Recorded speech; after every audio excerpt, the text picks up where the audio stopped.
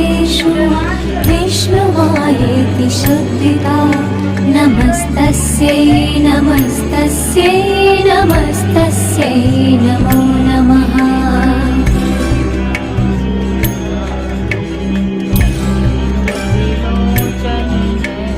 या देवी सर्वभूतेषु चेतनेत्यभिधीयते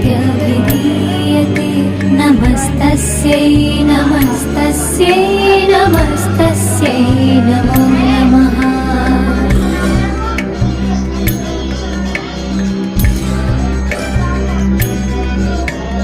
या देवी सर्वभूतेषु बुद्धिरूपेण संस्थिता नमस्तस्यै नमस्तस्यै नमस्तस्यै नमो नमः।